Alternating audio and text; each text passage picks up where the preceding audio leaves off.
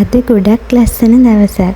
මම මේ උදෙන්ම නැගිටලා බුද්ධ පූජාව තියන්න කිරි ආහාර ටිකකුත් ලෑස්ති කරන් අපි අද මේ යන්න හදන්නේ කොහෙද කියලා බලන්න. වීඩියෝ එක ඉවර වෙනකන් අපිත් එක්ක රැඳිලා ඉන්න කියලා ආදරයෙන් මතක් කරනවා. ඉතින් මේ මාසේ තමයි අපේ වීගොවිතෙන් අස්සන්න ගෙදරට ගත්තේ. ඉතින් හැම අවුරුද්දකම වගේ අද අපි මේ ලෑස්ති වෙන්නේ මුල් මාසෙන් ගත්ත හාල් වලින් කිරිපිඩු පූජා කරන්න. ඉතින් මේ දේ මං හැම අවුරුද්දකම වගේ කරනවා. ඉතින් මේ අවුරුද්දේ මම හිතාගත්තා ඒක ඔයාලත් එක්ක බෙදා ගන්න. ඉතින් අපේ චූටි මිනිකවත් උදෙන්ම ලෑස්ති කරන් අපි තුන්දෙනා කොහෙද මේ ගියේ කියලා මෙතන දන්න අය කමෙන්ට් කරන්නකෝ.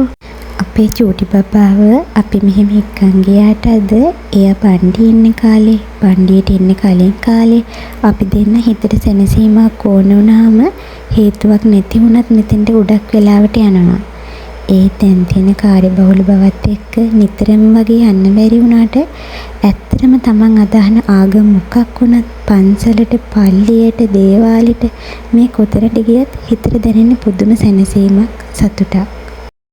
ඉතින් අදත් අපි ගිහිල්ලා කිරිපොඩු ටික පූජා කරලා පහන් පත්තු කරලා ඒ වතාවත් හැමදේම කරලා මම ප්‍රාර්ථනා කරේ අපේ ජීවිතවලට සතුට සැනසීම විතරක්ම ලැබෙන්න කියලා.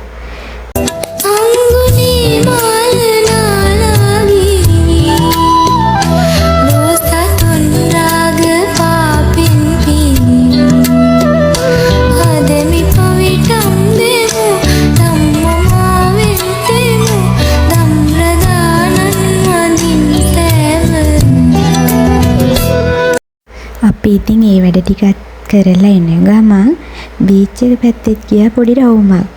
ඉතින් මේ අපේ බබා යන්න ආසම තැනනේ.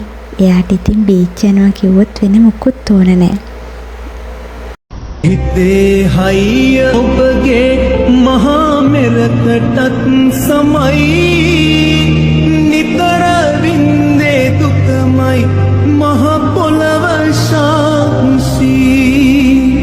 හිතේ හයිය ඔබගේ මහා මෙරකටත් සමයි නිතර වින්දේ දුකමයි මහා පොළව ශාන්සී.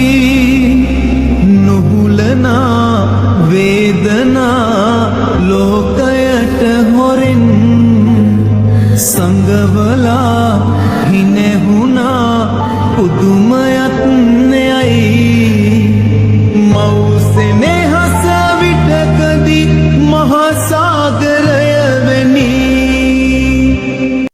අපිව බලන් හිටපු ඔයාලා හැමෝටම ගොඩක් ස්තුතියි. ඉතින් තවත් ලස්සන වීඩියෝ එකක් අරන් එනකම් පරිස්සමින් ඉන්න.